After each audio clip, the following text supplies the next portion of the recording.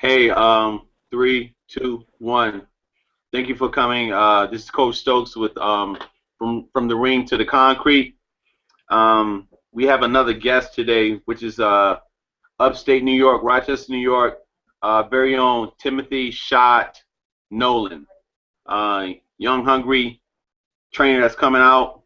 Keep your eyes on him. He has some up and coming contenders, and he's definitely gonna show and prove. I like to start the show with boxing, but what's going on with the world today, man? I just want to take a different spin, and just for a couple seconds, man, because I know you probably heard it, but within the last 24 hours, man, we've had two young black men get killed by police officers in Baton Rouge, Louisiana, Alton Sterling, and then I can't think of the young man's name right now, but got killed in Minnesota, and both were recorded. You are in Rochester, New York, man. A lot of people who aren't familiar with Rochester, New York.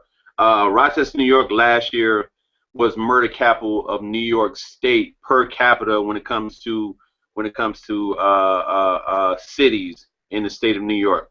So a lot of people think when they think about New York, man, they think if it's not the city, then a lot of stuff is not happening up there. But I can blindfold you right now, and take you out of the city and put you in Rochester, New York. You swear that you would have not left one of the boroughs. Am I lying when I say that, Tim?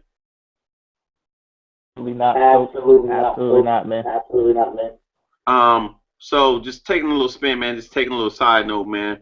What are your dealings, or how do you feel when it comes to what has happened within the last 24 hours with these two young men getting killed? And it was on video, it was captured. But not only that, though, how are you going to go ahead and talk to your young fighters, man, when it comes to this? Because um, someone like the police, you feel like that you should be safe. Somebody, they should be protecting you, but that's not the case, as such. And I'm not saying there's a lot of good officers out there that's getting bad rap, man.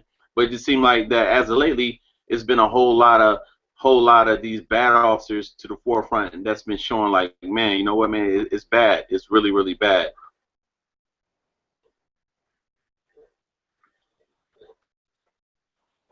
I can You write a know what? Facebook page in regards to this situation, man, and I really think that America is in a state of emergency. And this is me speaking as a white male, a business owner, a patriot, somebody who has fought for this country in Operation Iraqi Freedom, somebody who has served the country. So people who either didn't want to serve or for whatever reason that may be, or people who can't serve, as well as yourself, you serve too.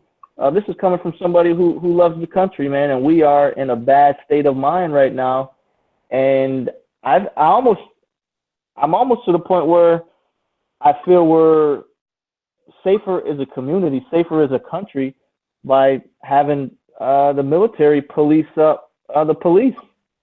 Putting the military soldiers out there to be the police, because my question is what are the leaders of the communities at the lowest level of leadership doing to make a change in the way these police officers are aware of situations? Where's the training? It's up to the police officer to understand what type of situation he is in. And, you got soldiers in combat who have terrorists and have threats in front of them every single day, and they have the discipline not to pull the trigger by following escalation of force and rules of engagement. And it's like these policies and procedures for police officers don't even exist. So what are our community leaders that are involved in the training of the police officers doing to make sure that there's a change? And I'm just sad for America in a whole, that a black male may leave his house, and that same black male might say goodbye to his family for the last time that same day. And that's a tragedy for somebody like, for anybody, but for people like you and I who fought for this country, for everybody's rights, for people to still not have their rights fully. I mean, that's messed up, man. And it's sad. And it's not going to change until we could find a way to check out the underlying issues of what's going on. And you know, they say slavery is gone legally, right? I use my quotation marks here, but there's still that thumb of oppression that's holding people down in the urban cities, more in particular the black community. And it's not fair, man. And just because we say slavery is gone, that thumb is idealistically pushing down and oppressing the people, which is still technically slavery. You know what I mean? And it's up to us as American public and a one people per se, a one voice of all colors, to come together and say enough is enough. And that's, you know, that's my whole viewpoint, man. And if you want, you know, you could check out my video that I just put up. It's a 16-minute video of just, you know, explanation of my feelings on that. You know, and I just think that we're in a state of emergency, and my heart bleeds for, you know, the black community, period. Hey, Tim, I really appreciate, you know, your opinion on that, and so that everybody know where to go, so, you know, they can check it out. What's the link to that? It's on your Facebook? Yeah, it's on my Facebook, TJ Fight Factory Nolan. Okay. So, you know, you can check that video out. It's a 16-minute video, but, you know, I think the more voices that stand up under one people versus, you know, trying to side with the race, you know, the color of your skin, man, it doesn't matter, man. And it's time for somebody to say, you know, ask the question for America, when is enough enough? And the only way it's going to change is if all colors come together as one to stand up and say, you know what, this is bullshit and it's time to take action. And that doesn't mean a violent action. That just means it's time to figure out what we have to do as an American public to make a difference and make sure that we are policing the police, because that's what it's going to take. Yeah, from the highest level all the way down, man. I agree, man. You know, when it comes to standing up, not going at a violent approach, but being more educated.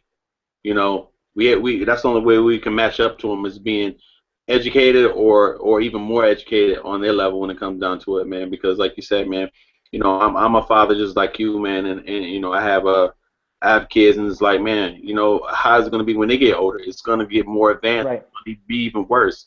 So with that, Yeah. you know, with that being said, man, I just you know, I appreciate it, and those of you that are out in Minnesota and Baton Rouge, man, my prayers go out to each and every one of you. Me as a black father, me as a black man, you know, I don't know what to say, man. All I can say is that, you know, my prayers are with each and every one of you and into the families. Let's start this podcast, brother. Tim, hey, let everybody know about you, brother. Who is Timothy Nolan, and how did you get started in the game? Timothy Nolan is a guy who loves boxing. It's all I know. I started boxing when I was 6 years old with my uncle, who was a professional trainer. And he took me to the gym over to a gentleman's house named Frankie Verna, who was one of the pioneers in upstate New York. If you're from New York State, period, you don't know who Frankie Verna is or was, you don't know boxing.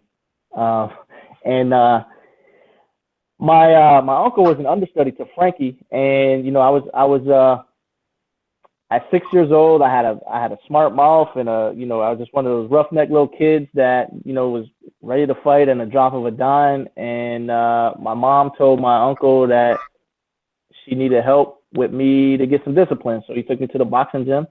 And there was a big fighter named Exum Spate, which a lot of people were intimidated by this guy, who was out here from California.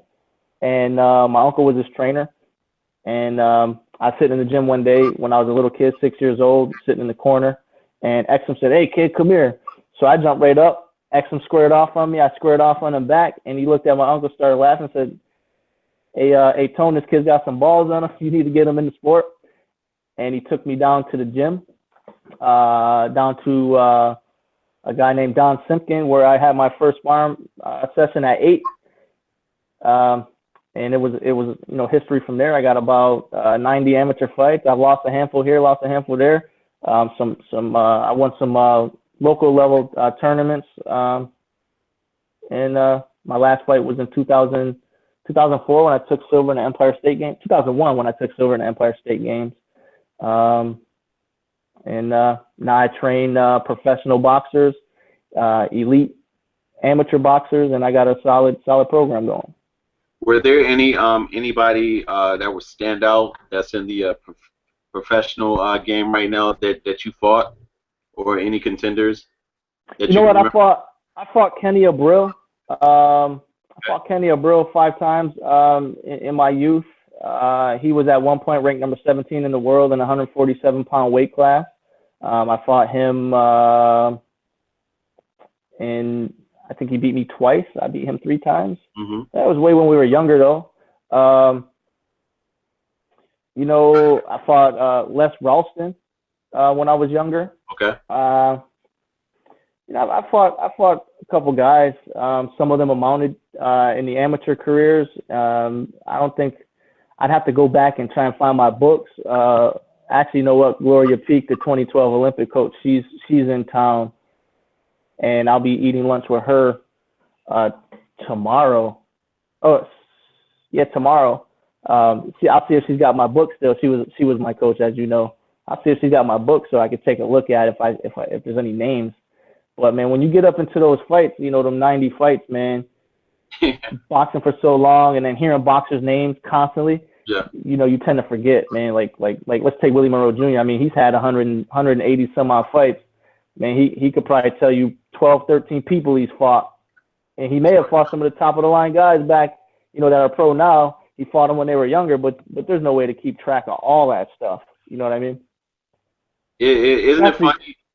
Especially from back in the days, because they didn't have all this computerized systems where they kept good records, man. And if your coaches didn't turn that stuff over, it's not in their system now to where you could look stuff up. And there was no YouTube and Facebook, so you know you had the old VHS tapes. If you don't got those, man, there's no way to keep track of stuff. Right. Isn't it funny how I was talking to a friend of mine in Philly. We were talking about like the guys that you beat. It's funny, like you don't remember those guys, but the ones that beat you, you remember in a heartbeat. Yeah, man. It is funny, man, because I guess that's a competitor mindset. You know, and that's one thing that I instill in my guys, man, is look at the tapes, see what you did wrong, fix it. Don't even worry about what you did right, because that's not going to make you better. Continue doing the right things, but if you fix the stuff you did wrong, you know, you raised the bar and you just became a better fighter. And it's only a true loss if you let the loss affect the way you proceed forward. So it kind of touches on what you're saying right there, man. You know, I lost to this kid named Maroni, who was actually Russell Jordan's big brother in the Empire State Games. I think I fought for that last tournament. I think I fought 4 times in that tournament. He was ranked, and that was my first time fighting at 147. That's when amateurs had the last year they had 147, and this kid was 6'4", and I was 5. I think I was about 5'4", 5'5" at the time, and he set the pace on me, and I'll never forget. He caught me with the meanest body shot in my life. He came out. He went to throw this little lunging hook at me, and usually when you throw the hook from way down low, it's coming back up to the top, man. And I went to block up top, and he just threw that sucker to the body, and it was a rough fight from that point on. It was the first punch of the fight, and I will never forget Monterey, bro. Who is God rest his soul, man. He was murdered 2 years ago. So I never even got a chance to redeem myself on that one. But yeah. Wow. Getting to fights. You are training Willie El Mongoose Monroe, and those of you who are not familiar with Willie Monroe, he fought Triple G, and you guys fought last year, correct? Yeah, we fought Triple G last May on HBO for the world title, for the WB, well, for his WBC title, not the world title, but the WBC title, his interim, and you know, we got stopped in the 6th round But with that said, Willie put on a great performance for those 6 rounds. We were projected to, be done by the first, and nobody saw us making it past the first or second round. We actually won round 3, 4, and 5, and we just were facing an adverse situation where we lost the fight, got stopped, and if we definitely got him again, I think strategically we got some things in place that could potentially put us on top of that fight. Let me ask you this, because you that's all you hear about is Triple G, Triple G. He's running through everybody, this and that. And I feel like personally, he really hasn't fought a lot of opponents. It's just, ready-made people that he's gonna go ahead and knock out. When you getting in the ring with him and you getting out, how do you feel about him now? Well, let me tell you this. Even after he beat Willie, I wasn't impressed until he fought David Lemieux. There were some things that I saw in the fight that I was like, you know what? First of all, the biggest asset Triple G has is he's got very good punch placement, and you could be the hardest punch, and he's got power. And when I say this, I take zero away from Triple G. You could be the hardest puncher in the world, but if you can't place your shot where you want to place it, I mean, your power really doesn't matter. And the thing about Triple G, man, is that boy can crack real hard, and he's got very good punch placement. And that's what I saw in him in the fight. In punches very well, and he cuts the ring very well. To get away from that guy, or to like let's say for us example, Willie's a great boxer, and he fights off at angles, and he's able to be elusive in the ring. And Triple G's ability to cut the ring is second to none. And then on top of cutting the ring with his punch placement and power, he's a beast. But I still thought he was, at that point, I still thought he was a straightforward boxer. And then when I saw him box David Lemieux, he actually showed some dynamics to his game. Punch placement. He worked off a couple angles. He boxed going backwards a little bit too, because David Lemieux had the ability to make him back up for parts of the fight, little flashes of the fight. And with all due respect to every other boxer out there, including the ones I work with, Triple G is the guy to beat, man. Hats off to him, bro. He gets the job done. Whether it's a first round stop or going the distance, man, he's a guy that gets the job done. And win, lose, or draw, you got to respect him because he gets the job done, and he's the boogeyman. As of right now, he's the boogeyman. I call him the modern day Mike Tyson because realistically, some of us know the business, some of us don't. But even if, and I'm going to say a word to you, you'll understand, even if you put a tomato can on him, in front of him, a knockout's a knockout. That's what sells, and the people want to see the knockouts. And he's fought some caliber guys that maybe aren't the very top shelf, or Willie was ranked number 8 in the world when we fought him. So I think once he fought Willie, he started putting some better names behind his resume after he fought Willie. But with that said, some of the guys that he has fought, they're not the worst fighters. They're not the best fighters, but that's basically because some of these best fighters out there are ducking the guy. And the top shelf fighters that were willing to step in the ring with him, he got the job done. And you got to respect that, because just because his resume isn't in depth on the level of opponents or opposition for the majority of his fights, doesn't mean the guy can't box, man. He's got over 300 amateur fights, and it's a matter of who's going to take that fight with him. They see what he's doing, and some of these guys are really ducking and dodging the guy.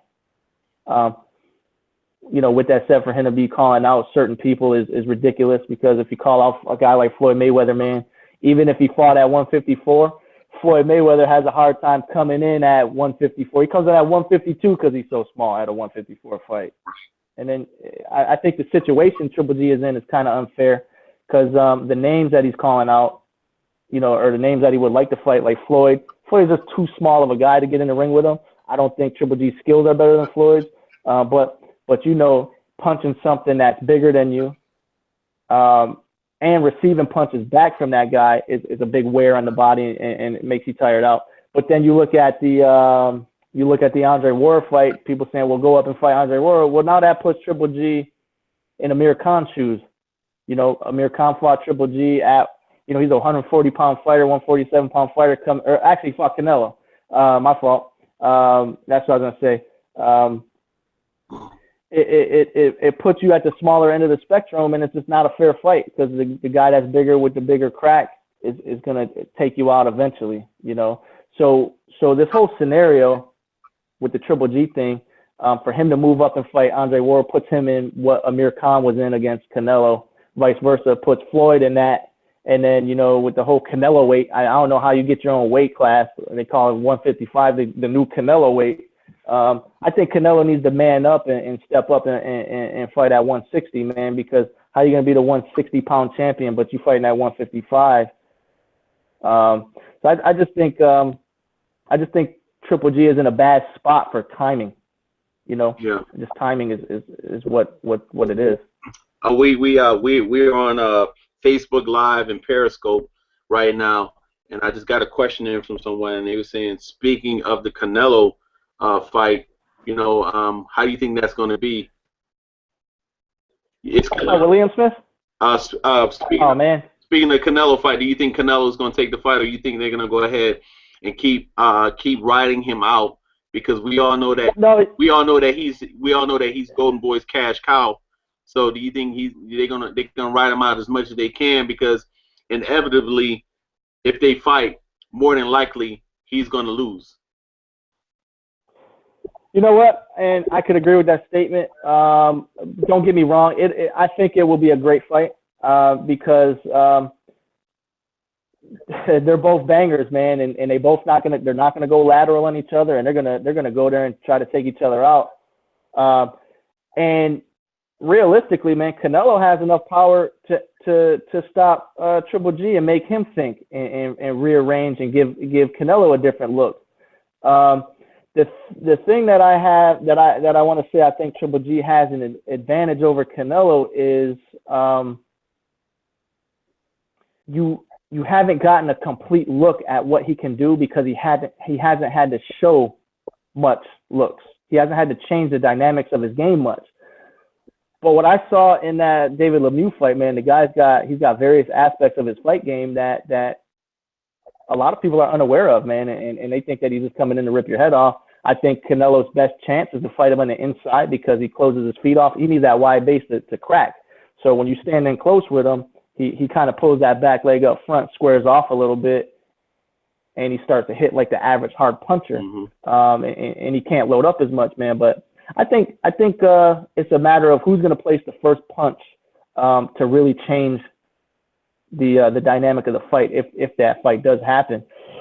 But I think I personally think that fight won't happen for a long time. It's going to be one of those Floyd Mayweather, Manny Pacquiao type of situations where it's going to be about timing, because timing is everything. And I think Canelo wants to fight on his own terms. Versus being forced into a fight, just like any other fighter. And he's going to take this Liam Smith fight, beat the brakes off of Liam Smith, and then, make a decision from there. And I actually think that once Canelo beats Liam Smith, it ain't going to be as far as Golden Boy's concerned, they might in-house it, man. They might just put Canelo versus David Lemieux and keep all the money in-house. And Canelo's the biggest name. He's the biggest face in boxing. So you don't have to go outside of that on the business side of stuff to still make some good money. Eventually, you may want to go there as it fizzles down and try and re-spark something. But if Golden Boy is smart on the business side, they'd stay away from that fight. But they also got to keep the fans' interest, because that's who's paying the bill. The biggest thing that you said is business. And to the casual boxing fan, they don't really understand that. They don't know what goes behind the scenes. You know what it's like to take a fighter from grassroots level and then build them up and invest all that time into that person, and then dealing with the manager and dealing with the promoter. you might be the manager yourself, but with that being said, you know what goes into that. But to the casual boxing fan that just want to see knockouts, they don't know what it's like to watch somebody fight 12 rounds and do a defensive masterpiece. They think it's Yeah. boring. They just want to see blood and guts. You know what I'm saying? They don't understand Right. like. And I'm gonna be real with you, man. I hear a lot like, oh, fighters aren't what they on how they used to be, and I don't want to go off on a tangent, but I'm loving the fact that these fighters, these athletes are calling their own shots, because how many fighters or how many athletes have left broken in Yeah, the past? We don't have end of any. end of the day, man, end of the day, when these fighters take these gloves off and they actually decide to hang them up, that promoter's not paying no more bills for them, and they don't do it now. You know what I mean? But I think it's, I can't stand when these guys, when the fans say, well, that guy's ducking, that guy's this, that guy's that. Well, you know what? You're not getting punched in the face for a living. Exactly. So you got to respect it. And what these guys are just trying to do is make sure that there's a level playing field, based on what's inside the behind the scenes. There's a level playing field, and B, that it's not one-sided for their career as far as the financial aspect of it. It's not fair for, let's say, Triple G fought Canelo. Who's going to get paid the most money? Probably Canelo, but that's why it's called negotiations, because you're trying to get paid what you feel you're worth for that fight. And a lot of the times, listen, a fighter's going to fight. Fighters fight, man, and they ain't scared of nobody. A lot of the times fights don't happen. They don't happen because you can't negotiate the deal the proper way, on what you feel is your value worth. With that said, you've got to, on the business side of things, the managers and the fighters have to realize what that worth is, and try to negotiate on a realistic frame, right? I mean, if you're fighting the biggest name and there's only $1 million on the table for that fight, and I said only $1 million is a lot of money, but not at the top shelf. If there's only $1 million on the table for that one particular purse, and you're not the top face, are you supposed to get the majority of the money? Probably not. If you do, great negotiating job. Right. You know what I mean? You know what, you brought up a great comment when you said, about the purse, and about the purse bid and getting the money. I have so many people that want to get into, combat sports, whether it's boxing, Muay Thai, MMA, and they do it for all the wrong reasons, man. I mean, you definitely want to get paid. You want to take care of yourself. You want to take care of your family. But Right.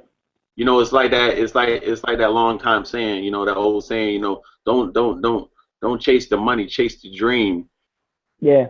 Having the right people behind you, Shot. Can you let our listeners know how important it is to have the right people behind you? Because I'm pretty sure you've seen it. You've gone time up, time again against fighters where it's like that guy could have been good, man, but he didn't have the right people behind him taking care of his career. You know what? That's a very good question. And I think having the right people behind you starts prior to that, right? You have to educate yourself, right? In order for you to put the right people behind you, you got to understand what you want for your career, right? Right. If you can't be real with yourself on who you need or how you will represent yourself, you can't put in place somebody to represent you the way you would want to represent yourself, right?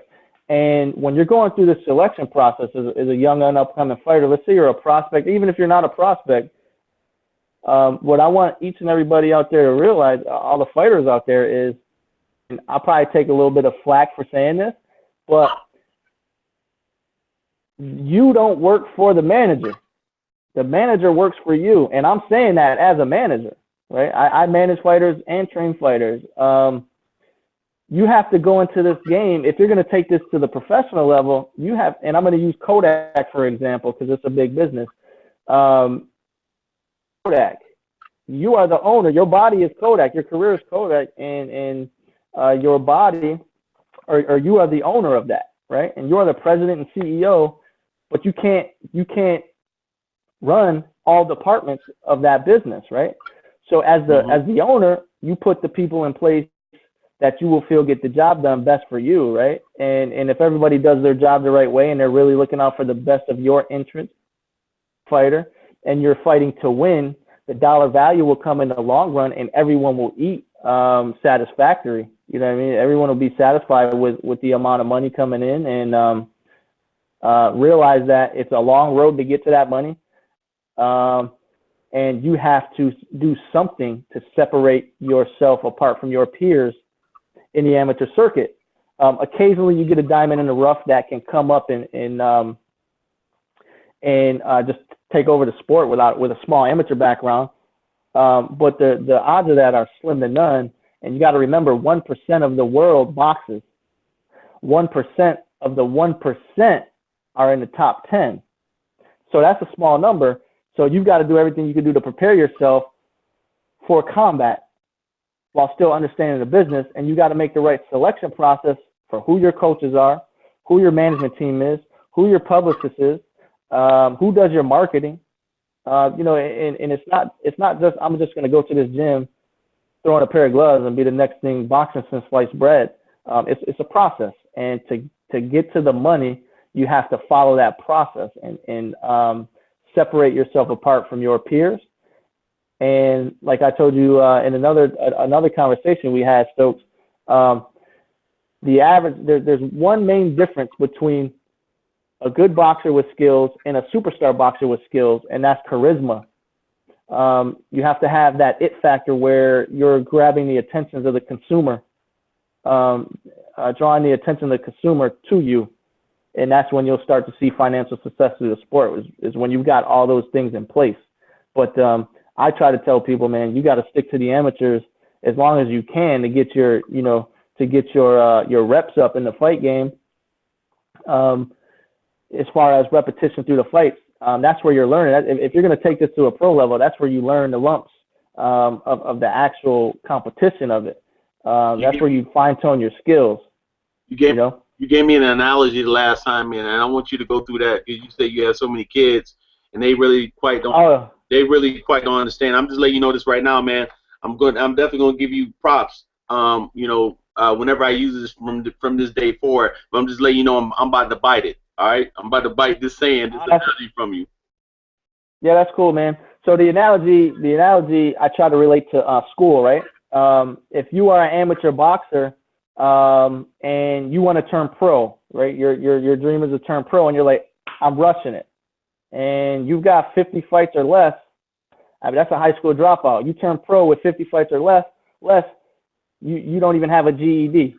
You're a high school dropout, and you're trying to get a job, and most likely you're probably going to be an opponent. Like I said, there are those rare occasions, diamonds in the rough that are super athletic and can do that, but the odds are slim to none. So you get over that 50 fight hump, and let's say you get 100 fights with no national titles. You got a high school, or you got a GED. Let's say 75 fights. You got a GED. But you turn pro at 75 fights. You got a GED. You hit that 100 fight mark. You've got a high school diploma. Okay, and then your national titles come into play. The more national titles you play or that you have winning these tournaments, the higher up the educational chain you go. So you got 100 fights with one national title. You got an associate's from a community college. You get 2 national titles. You got a bachelor's degree. You get 3, 4, and 5, so on and so forth. The higher your degree, like in college, man. And you win that Olympic gold, man, you're a doctor. You name your price. Or the Pan Am Games, you name your price. You get signing bonuses. But as you get those national titles after that 100 fight mark, man, you pretty much you're a prospect at that point, and the game has changed for you to where people are looking to sign you to protect you on the promoter side, on the A side of the card, versus bringing you in as an opponent to build to build their fighters, and using you is just a a tomato can per se. Right, right, exactly. And that's the biggest difference. And I want all my listeners to understand that, man, because I'm not saying that you can't do it, but you have to put the time and effort into it, man. Like with anything, nothing is gonna come without hard work. Hey, I got a question for you, man, because I heard last night, um, this individual, he's from Rochester, New York. Do you know what I'm about to ask you? He's made the Uh, news right now. He's all in the not, news right now. He's in the I don't know, sport. man. Who? He's going to be the headline in UFC this weekend. John Bones Oh, Jones. John Jones. John Jones. Yeah, You, yeah. you you heard what happened, right? Or what potentially may happen with the anti-doping potential anti-doping. They don't know what's going on. But I was going to ask you, man, when it comes to boxing, do you get a lot of that when with guys using performance enhancing drugs? Have you ever ran across that? You know what? I guess you would have to say what is defined. I mean, I know what's defined as a performance enhancing drug, but I think the average consumer does not. Hmm. And even if things are on the ban list or are not on that ban list, and that just means that they haven't been seen yet to help enhancements. But I think a performance enhancing drug is anything that the consumer believes perform at a higher level. So even some of these fat burners or the little 5-hour energy shots, I personally can consider performance enhancing items. So I guess my question for you is, are you referring to the banned substance list, or are you referring to anything that I see that I can consider, personally performance enhancement? To the banned substance list. You know what? At the lower level, I don't see it, just because some of those items are expensive, and you have to have, connections to get some of those items. Sometimes you do see it. I know I could tell you this: each and every guy that I work with, I don't allow it. You know what I mean? I don't allow it, and if I find out that somebody is doing it, I'm just going to separate myself from the situation. And because I've got a reputation to keep as well as some of these fighters, I believe in purity and athleticism. And if you don't have the athletic talent, just because everybody else is cheating doesn't mean you cheat. I mean, if everybody in America was jumping off of the Empire State Building, are you going to go jump off that building too? Probably not. So you do see, it is a common thing in professional boxing, and I think that these commissions need to tighten up on that. But let alone professional boxing, it's a problem in sports in general, specifically. You know what I mean? I think that there's some things that should be done to tighten up on the policies. But yes, it's common. Got you. Hey, got another question from an online social media. This person is in Rochester, New York, and they want to know: do you just only train boxers, or do you work with mixed martial artists as well? No, you know what? I work with some mixed martial artists. I personally only work with them on their boxing skills. I don't teach kicks personally. I don't teach jits personally. I was a combatives instructor in the U.S. military for Gracie style jits, but I don't. The way they teach it in the military, you can't really gear it towards the cage because they're gearing it towards hand-to-hand combat to pretty much, how do I say this being politically, kill your enemy. But I mean, there's no other way to say that, right? And you can't take that aspect of the jits into the cage. So I don't teach it, and I don't want to teach it. I'm a boxing pugilist type of guy. I love the science of boxing. With that said, I do have my team has a Muay Thai coach, and we do a Muay Thai program. The gentleman that's the instructor is a retired professional Muay Thai fighter. He was affiliated with Chuck Liddell, and his name is actually Chuck Jewell. So we do Muay Thai. These guys at the gym that come in for the mixed martial arts, for their boxing portion, they're off to the side sometimes grappling and going over their jits and going over other aspects of the mixed martial arts. It's a great way to come into the facility and see those guys working with each other and picking up little tricks of the trade through the other fighters. When this guy moves like this, I go here, and you know, they're showing each other little tricks to each other, and so that's sometimes the best way to learn learn from the guys that are actually going through the motions. So yeah, we deal with mixed martial artists on a regular basis. There are some free programs out there in Rochester for a complete mixed martial arts school. You've got Victory, which is actually a church. There's a gentleman over there by the name of Preacher Paul Burris, who has a free school for mixed martial arts. It's one of the biggest programs out here in Rochester as far as MMA.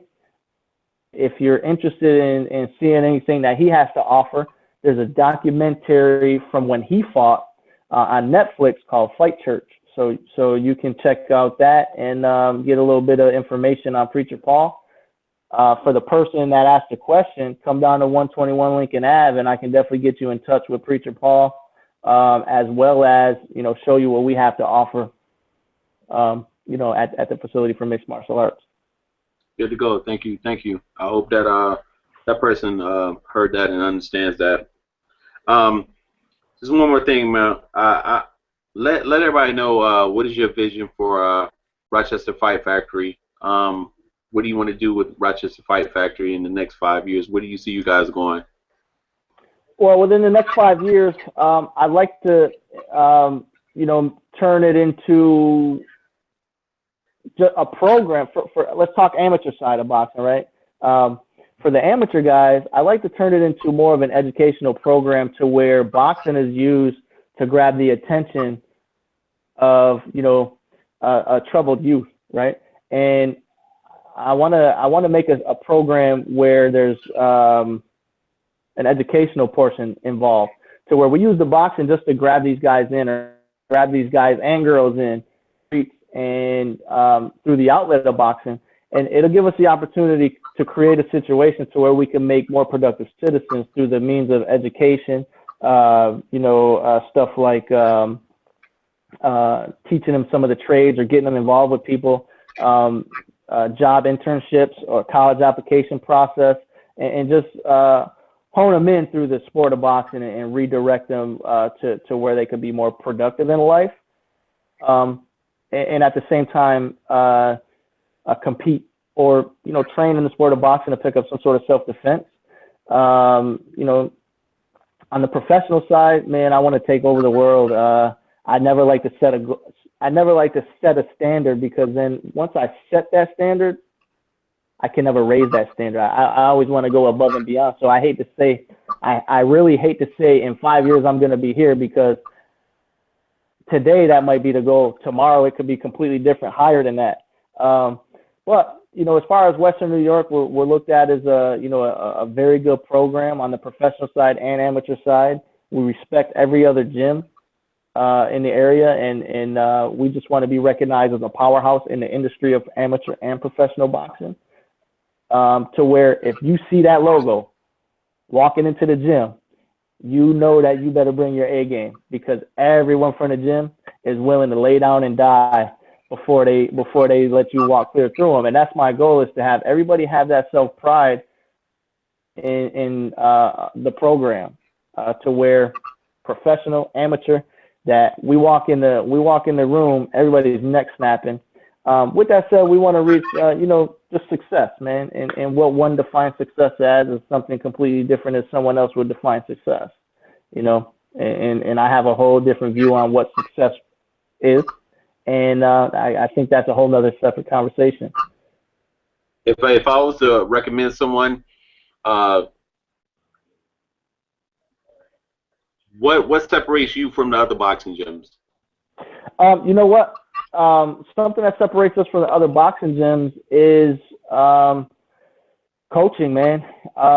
You know, you're starting to see less teachers in the sport, right? And we have we have real teachers at our gym, and I wouldn't expect it any less.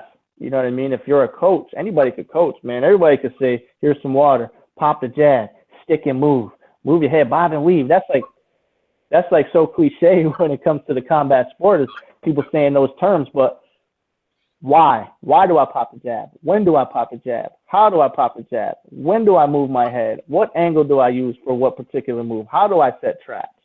Right?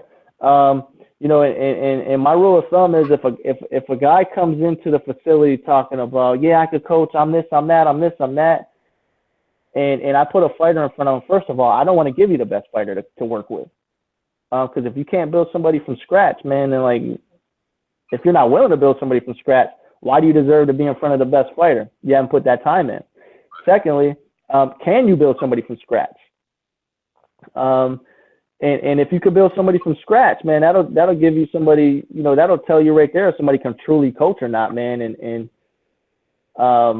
you have to be able to answer the 5 whys. If a coach tells you how to do something and why to do something, and that fighter doesn't understand, and he says why, and every time you give him an answer and you can't answer that up to 5, 6 times, man, you got some studying to do as a coach, man. And the sport is missing teachers.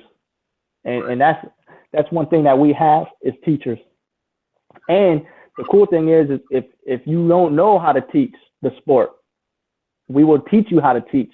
We will share our knowledge. We're not shy about sharing the knowledge, man, because everybody down at the facility that we've got down there, man, we're all for other programs, because for every, and I'm going to say something to you, Stokes, for every story, you've got a superhero and a villain. You need that villain to be the superhero, right? If you got nobody to compete against, then why are you even competing? You win every time.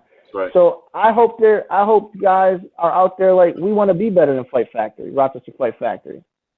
We want to be better than that coach, because that makes me step my game up, right? That helps me and that's one thing I never do is get content, because the second I think I know everything about the sport, I'm out, man. I'm done.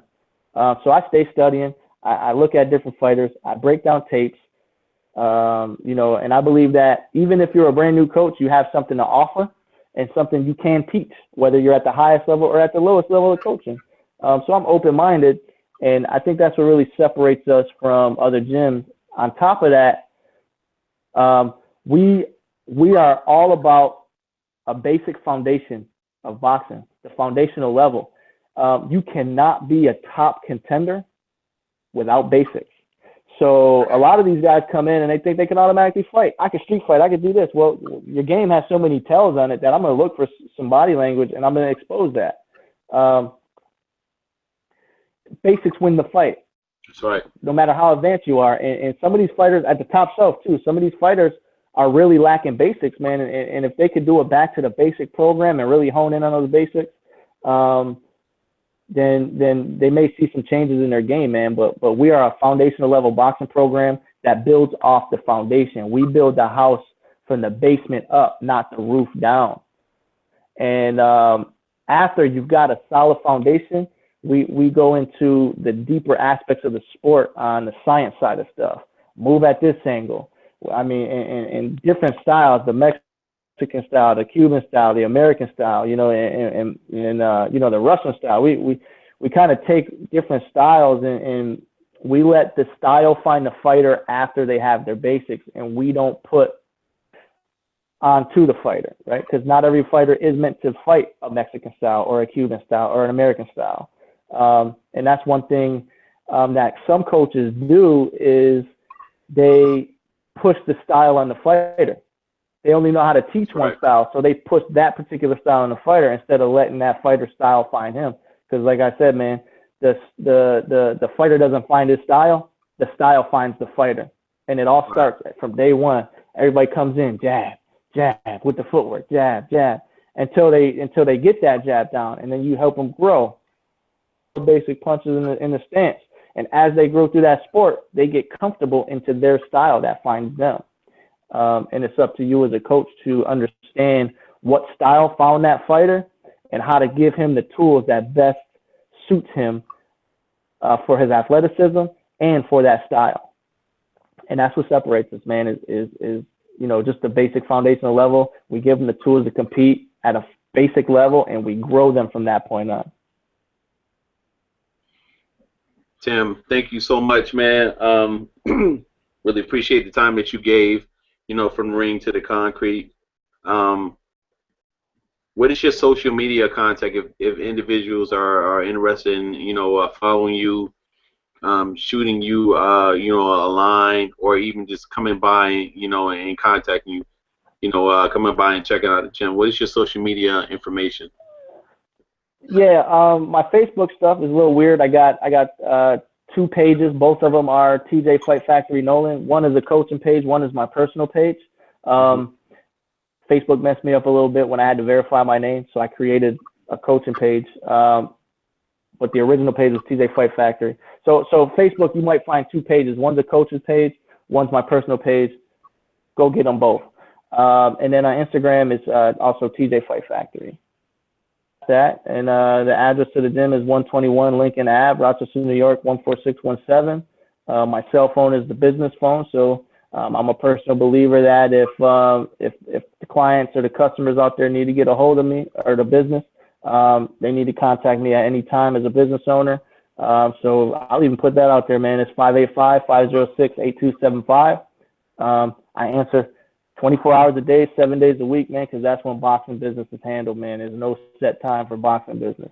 So, you know, if you need to give a call to find out some information or looking for, you know, amateur fights, or, you know, you're holding the show as a coach out there for amateur fights, hit me on that number and we'll do what we can do to get out there to support your show or your event. And if you're a promoter, which they all got, most of them got my number anyways, top shelf, lower level guys too. Call that number. We got pro fighters too.